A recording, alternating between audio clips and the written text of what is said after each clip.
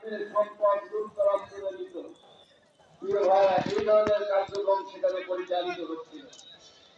রাসূল সাল্লাল্লাহু আলাইহি ওয়াসাল্লাম যখন একটু বড় হলেন, তার শৈশবকালে মুনকারের যুদ্ধে অংশগ্রহণ করে যুদ্ধের ভয়াবহতা, দুর্বলের উপর সবলের অত্যাচার, মজলুমের উপর জালিমের জুলুম তিনি প্রত্যক্ষ করলেন।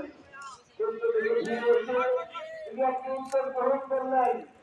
তার সর্ববয়সী যুবকদের নিয়ে গঠন করলেন হিন্দু যুদ্ধের, আমরা সবাই জানি।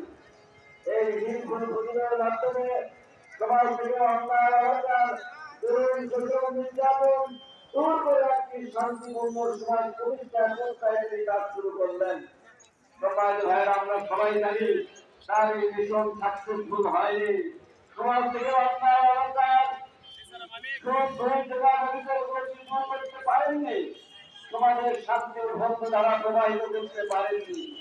সমাজ ভাইয়েরা, তিনি চিন্তিত হলেন, পেরেশান হয়ে পড়লেন, কিভাবে তাহলে সমাজ থেকে অশান্তি দূর করা যায়, সমাজে কিভাবে শান্তি সমাধান প্রবাহিত করা যায়।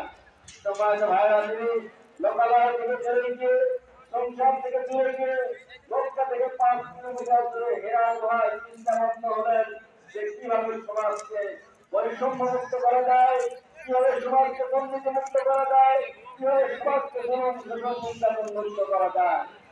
এমনি একটা পয়সা আল্লাহ রাব্বুল আলামিনের পক্ষ থেকে জিবরাইল আলাইহিস সালাম সমাজের মুক্তির মহান